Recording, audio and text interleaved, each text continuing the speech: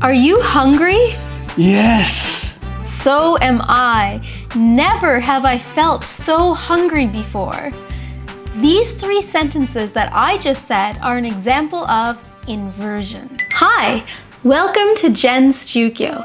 My name is Jen, and today I'm going to teach you how to use inversion in English. First, it's important to understand what inversion is. When you have a normal, regular sentence in English, it follows the pattern of subject, verb, object. Inversion means to put the verb before the subject. So, for example, you are hungry is a regular sentence. Inversion, are you hungry? Are you hungry is a question, but not all examples of inversion are questions. The other sentence you heard me say was, never have I been so hungry. In a regular sentence, I would just say, I have never been so hungry. But you can see that I've put the verb before the subject. I've also put the adverb at the very beginning of the sentence.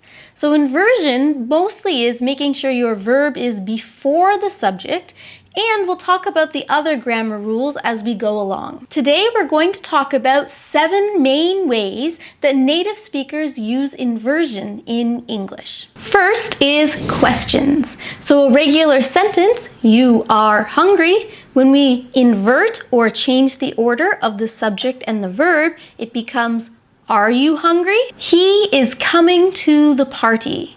If we invert this, it becomes a question. Is he coming to the party? The verb is before the subject. She has visited Toronto. Has she visited Toronto? You like pizza. Now, with this type of inversion, what we actually need to do is we need to use an auxiliary verb. This sentence is in the simple present.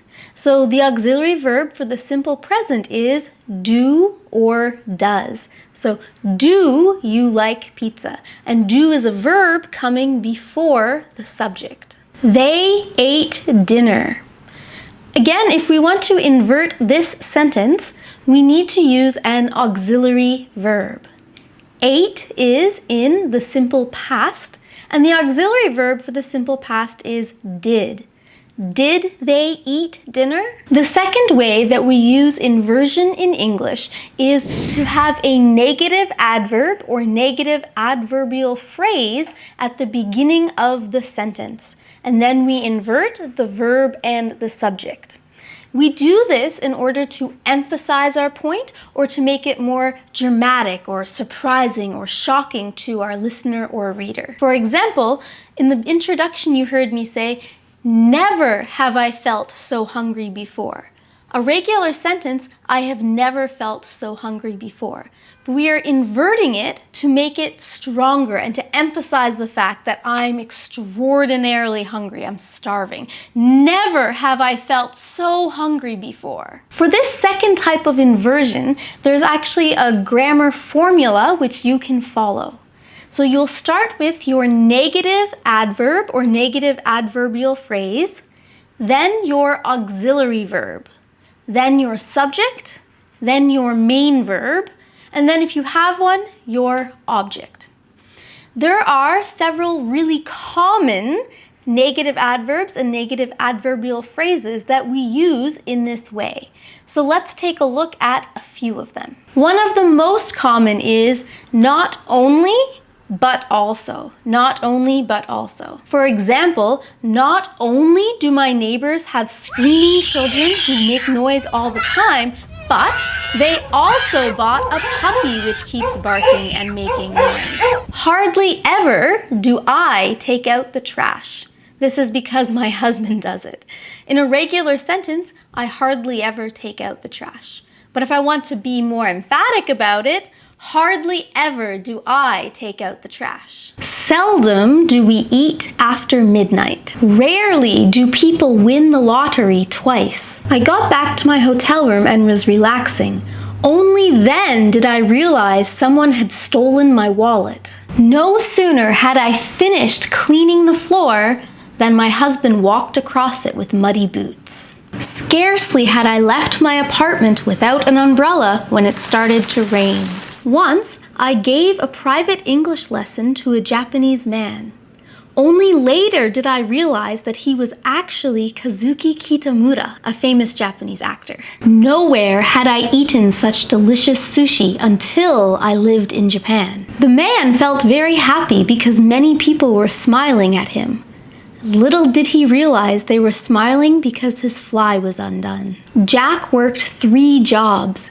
Only in this way could he continue to support his family. In no way do I agree with domestic violence. Under no circumstances should children have to beg for money. When I was a child, I was told that on no account should I ever accept candy from strangers. The third way that we use inversion in English is in the second part of our sentences, when we start the sentence with specific set expressions, and these specific set expressions start with only or not. So let's take a look at these specific set expressions where you'll use inversion in the second half of your sentence to add more emphasis and more drama to what you're saying. Only by working together will we get through this pandemic.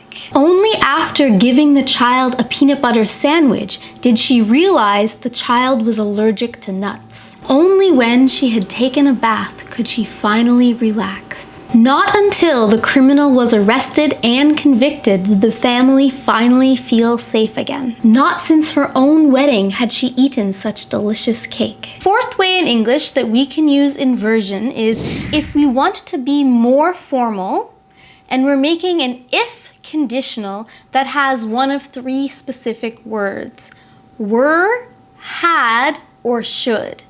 So if you are using a conditional sentence and it's an if conditional using the words had, should, or were, then you can use inversion to sound really formal. For example, a regular conditional sentence with if and should could be, if you should need help, don't hesitate to call me. If we want to invert this sentence, make sure you take away if and you put should at the beginning.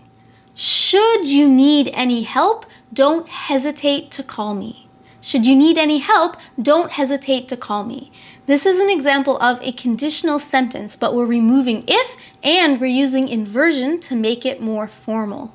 If we were to travel abroad, we would need to renew our passports. This is a regular conditional. If we want to use inversion, were we to travel abroad, we'd need to renew our passports. A regular conditional would be, if we had left earlier, we wouldn't have missed our flight. We can say the same conditional and make it more formal using inversion. Had we left earlier, we wouldn't have missed our flight. Conditional sentences can be quite confusing, even if you're not using inversion. So if you'd like to learn more about conditional sentences in English, please check out a video I've made about that over here. The fifth way that we use inversion in English is with adverbial prepositions of place. So when we want to talk about where something is, we can use inversion. And if we do this, it makes it much more formal sounding or even literary sounding. For example, a regular sentence might be, my boss came into the room. This is a normal sentence, but if we want to make it sound formal or fancy, we could say, into the room my boss came. This is an example of inversion. We're putting the adverbial expression at the beginning. Into the room my boss came. Notice with this fifth type of inversion, we do not change the verb. Into the room my boss came. This fifth way of inversion is different than the others. My husband usually checks the mail from the mailbox. When he gives me the mail, he could say, the mail is here. But if you wanted to use inversion, here is the mail. A regular sentence would be, the money was buried under the tree. But if we want to sound formal or more literary, we could say, Under the tree, the money was buried. There goes our train! Here comes trouble. The sixth way that we use inversion in English is to emphasize a certain adjective related to our main topic. We use the formula so plus adjective plus be verb plus subject plus that. For example, so beautiful was she that all men stopped and stared at her. So terrible was the restaurant that it shut down after only a few weeks. So amazing was the Broadway show that tickets were sold out for months. So hot was this past summer that I didn't want to go outside. The seventh way we use inversion in English is to quickly agree with what somebody has said. At the very beginning of this video, Tomo said he was hungry, and my answer to that was inversion. So am I. I could say, I am hungry too, or me too, but instead I'm using inversion and saying, so am I, putting the auxiliary verb before the subject in the sentence. We often use these short answers with inversion to express the fact that we agree with someone. If we agree with a positive sentence that someone has said, we can quickly respond, so auxiliary verb, I. If we agree with a negative sentence that somebody has said, we will say neither auxiliary verb I. I like pizza. So do I. I went to the movie theater on the weekend. So did I. I have been to Japan. So have I. Or, I don't like natto. Neither do I. I am not a man. Neither am I. I haven't been to Jamaica. Neither have I.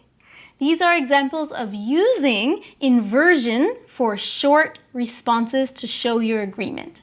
If you'd like to learn more about how to use so and neither in English, please check out a video I've made about that over here. Hardly ever have I created a lesson with so much information in it. I think you must be exhausted after learning about the 7 ways we use inversion in English. If you'd like lists of any of the set expressions or negative adverbial phrases that we talked about, I'll include them in the description below this video. And now it's time for Question of the Day. For today's question of the day, in the comments below, I'd like you to please practice making your own sentences using inversion. Thank you so much for watching this lesson. If you found it useful, please subscribe to Jen's Jyugyou and give this video a thumbs up. Good luck with your English studies. See you in the next lesson.